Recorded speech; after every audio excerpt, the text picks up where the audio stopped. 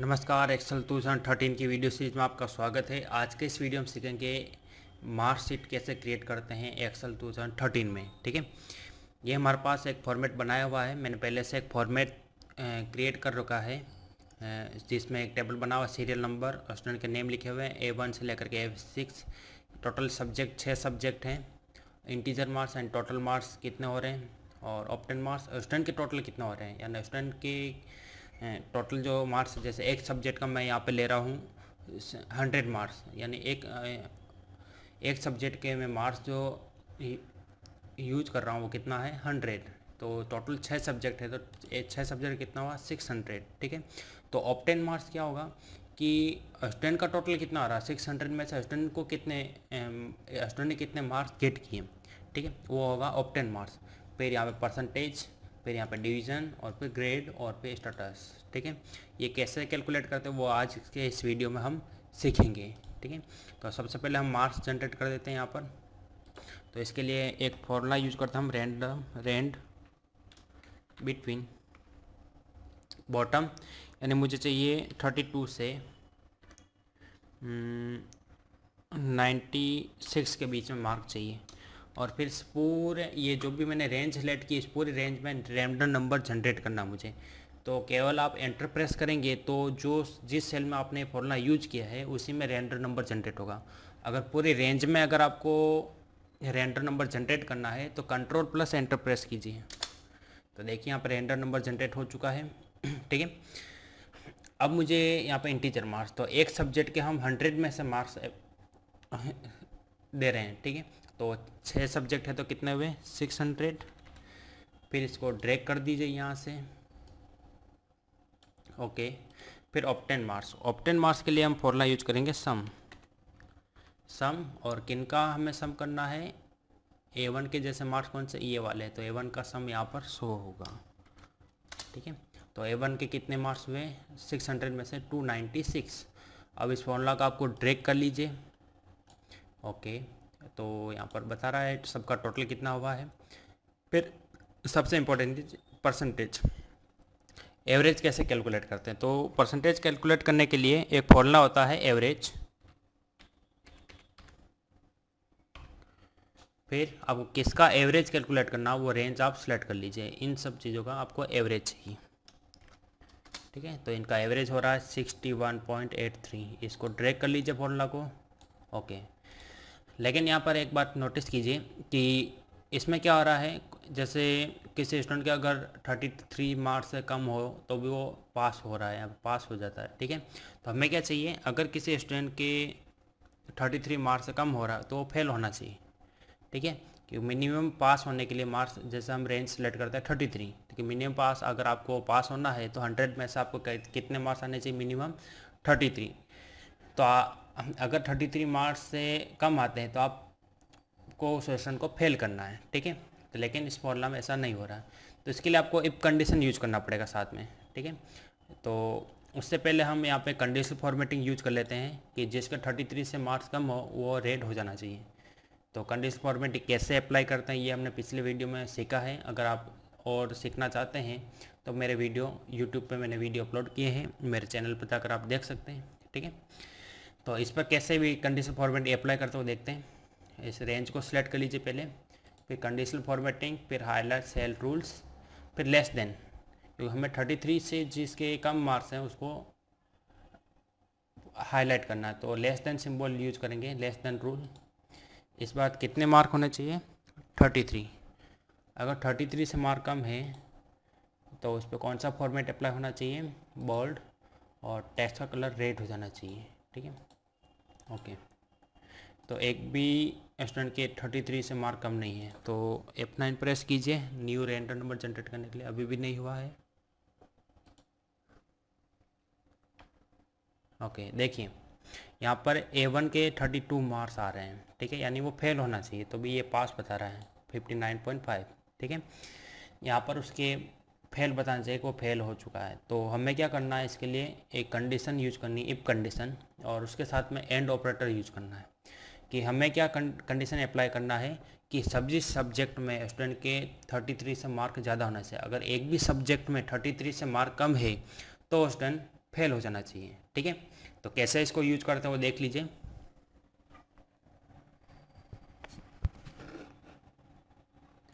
सबसे पहले इफ के बाद एंड आपको यूज करना। एंड ऑपरेटर का यूज क्या है ये हमने पिछले वीडियो में मैंने समझा रखा है, एक्सप्लेन कर रखा है कि अगर आपको सभी कंडीशन ट्रू करनी है, यानी एक से ज़्यादा अगर कंडीशन आपको चेक करनी है और सभी ट्रू होनी चाहिए, तो उसके लिए आपको and formula, and operator use किया जाता है। अगर वो एक भी कंडीशन फॉल्स होती है तो एंड फॉर्मूला क्या करेगा, फॉल्स रिटर्न करेगा। ठीक है, तो हमें यहाँ पर क्या करना है कि सभी सब्जेक्ट में 33 से मार्क अप होना चाहिए। ठीक है, यानी सभी कंडीशन मेरी क्या होनी चाहिए, ट्रू होनी चाहिए। तो ये क्या करें, एवरेज कैलकुलेट करें या परसेंटेज कैलकुलेट करें। अदरवाइज अगर एक भी सब्जेक्ट में 33 से मार्क कम है तो वो उसको फेल कर दें। ठीक है, ऐसा हमें कंडीशन यूज करना है, इसलिए हम क्या यूज करेंगे, एंड ऑपरेटर। यानी हमें एक से ज़्यादा कंडीशन अगर चेक करवानी है तो हमें इफ के साथ में और क्या यूज करना पड़ेगा, एंड ऑपरेटर यूज करना पड़ेगा। ठीक है, फिर ये सब्जेक्ट का ये सिलेक्ट कीजिए, D6 इज ग्रेटर इक्वल 33 होना चाहिए, यानी इसकी वैल्यू क्या होनी चाहिए, 33 या 33 से अप। फिर इसके बाद में इस हिंदी सेलेक्ट कर लीजिए, ग्रेटर इक्वल 33। फिर इसी प्रकार सभी सब्जेक्ट को आपको सेलेक्ट करना है, F6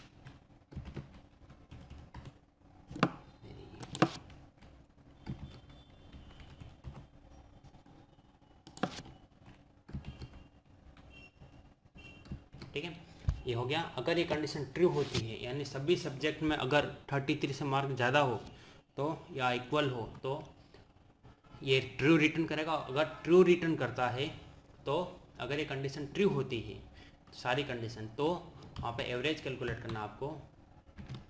कहाँ से, किस रेंज का आपको एक एवरेज कैलकुलेट करना है, इस रेंज का।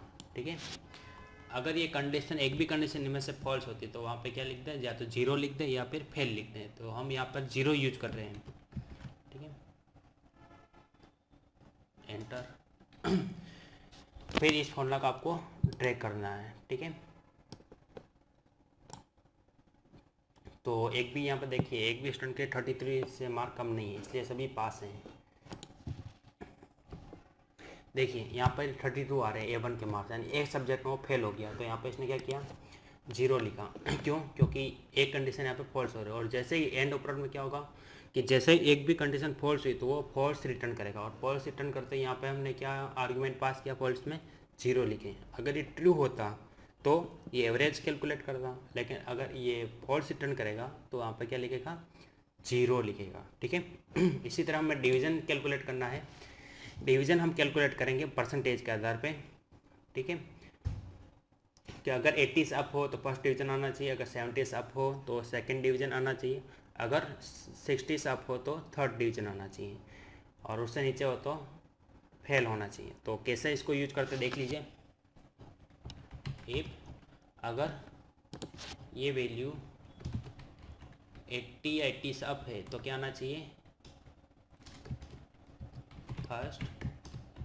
इफ अगर ये वैल्यू फॉल्स हो यानी 80 से कम हुआ तो L6 ग्रेटर इक्वल 70, तो क्या आना चाहिए, second. If L6 greater equal 60 तो क्या आना चाहिए, थर्ड।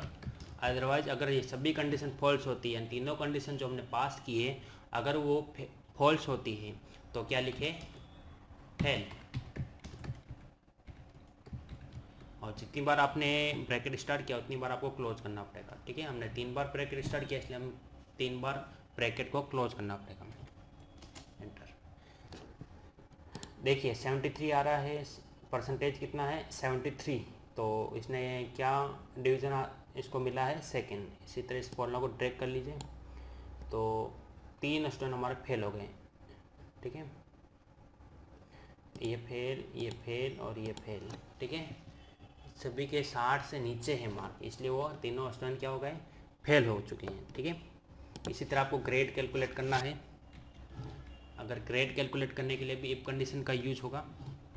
इफ अगर L6 is greater equal, L6 क्या है, परसेंटेज वाला सेल है। ठीक है, अगर A1 अगर L6 यानी अगर परसेंटेज क्या हो गए 90 या 90 से अप तो उसको ग्रेड मिलना चाहिए A+। अगर परसेंटेज हुए 80 या 80 अप तो उससे ग्रेड मिलना चाहिए A। अगर परसेंटेज हुए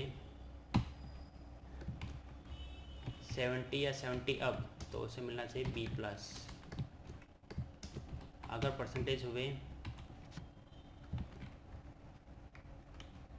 60 या 60 अप तो उसे मिलना चाहिए B। अगर परसेंटेज हुए if L6 is greater equal 50 तो उसे मिलना चाहिए C। अदरवाइज अगर ये सभी कंडीशन फॉल्स होती है तो उसे ग्रेड कौन सा मिलेगा, D। ठीक है, ब्रैकेट को क्लोज कर दीजिए जितनी बार आपने शुरू किया है। तो इससे ग्रेड मिला B A1 को। उसी तरह इसको ड्रैग कर लीजिए। देखिए A1 ग्रेड मिला A1 को मिला A, A2 को मिला B, A3 को मिला B, A4 को मिला D, A5 को मिला B+, A6 को मिला B+। इस तरह आप ग्रेड कैलकुलेट कर सकते हैं। ये फॉर्मूला देख लीजिएगा। डिवीज़न के लिए फॉर्मूला यूज़ किया था, ग्रेड के लिए ये यूज़ किया था, परसेंटेज के लिए ये यूज़ किया था, सम के लिए हमने टोटल किया था ये वाला फॉर्मूला D6 से लेकर के I6 तक। इसी तरह हमें स्टेटस चेक करना है कि वो पास है या फेल है, तो उसके लिए एक फॉर्मूला यूज कीजिए। If L6 is greater equal 60 तो क्या करें, पास, अदरवाइज फेल। ठीक है, अगर परसेंटेज क्या हुए 60 या 60 से अप तो क्या करें, उस क्वेश्चन को पास की कैटेगरी में डालें। अगर 60 से नीचे हुए तो फेल। तो एक क्वेश्चन फेल हुआ A1, बाकी सब पास। ठीक है, इस तरह आप मार्कशीट क्रिएट कर सकते हैं। उम्मीद करता हूँ आपको समझ में आया होगा। अब हम सीखते हैं इसका चार्ट कैसे क्रिएट करते हैं। तो चार्ट क्रिएट करने के लिए आपको क्या करना है, इंसर्ट में जाइए, फिर यहाँ से आपको चार्ट सेलेक्ट करना है। चार्ट का टाइप सेलेक्ट करिए, आपको किस टाइप का चार्ट चाहिए, 3D चाहिए या फिर 2D कॉलम में चाहिए। अगर मुझे 3D चाहिए तो मैं यहाँ से 3D सेलेक्ट करता हूँ। ठीक है, ये हमारा चार्ट क्रिएट हो चुका है। और इसमें वैल्यू कैसे ऐड करते हैं, तो वैल्यू ऐड करने के लिए आ रहा है सिलेक्ट डेटा, इस पर आपको क्लिक करना है। फिर यहाँ से जो रेंज आएगी 8, ये क्या आएगा, सीरीज़ नेम। ठीक है, तो सीरीज़ नेम में आपको सेलेक्ट करना है सब्जेक्ट का नाम, और वैल्यू में आपको सेलेक्ट करना है उस सब्जेक्ट की वैल्यू। ठीक है, तो देखिए जैसे हमने सेलेक्ट किया वो आ चुका है नीचे। ओके, एक सीरीज़ ऐड हो गई। फिर उसी तरह दूसरे सब्जेक्ट के ऐड कीजिए, सीरीज़ नेम में हिंदी।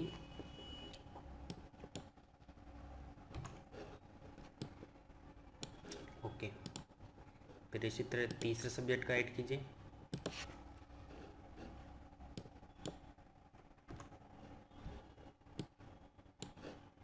ओके, फिर add series name SS, series value this. Okay, add series name Gujarati value, add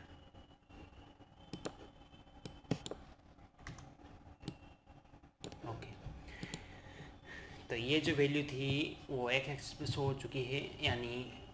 और अब हमें क्या करना है, स्टूडेंट का नाम यहाँ पे शो करना। ये एक्स एक्सिस है और ये वाई एक्सिस है। ठीक है, तो उसके लिए क्या चाहिए, हमें इसको एडिट कीजिए और इसमें आपको ये रेंज सेलेक्ट करनी है। ओके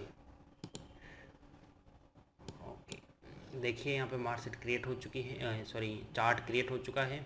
ये जो मार्क्स है वो A1 के लिए है, ये A2 के लिए, ये A3 के लिए, ये A4 के लिए, ये A5 और ये A6।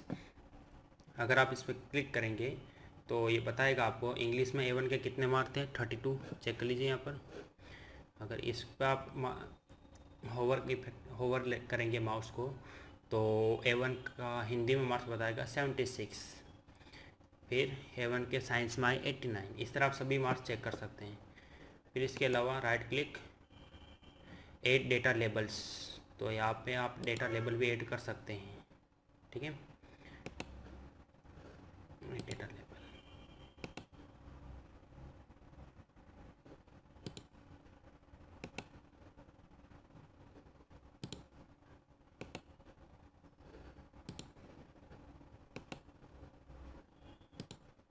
ठीक है। इस तरह आप सभी सब्जेक्ट के डेटा लेवल भी ऐड कर सकते हैं, यानी हिंदी में A1 के इस सब्जेक्ट में 32, इसमें 76, इसमें 89, इसमें 81 और इसमें 33, इसमें 52, इस तरह आप सिलेक्ट कर सकते हैं। ठीक है।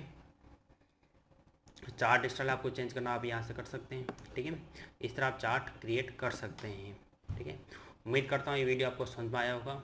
इस वीडियो में इतना ही।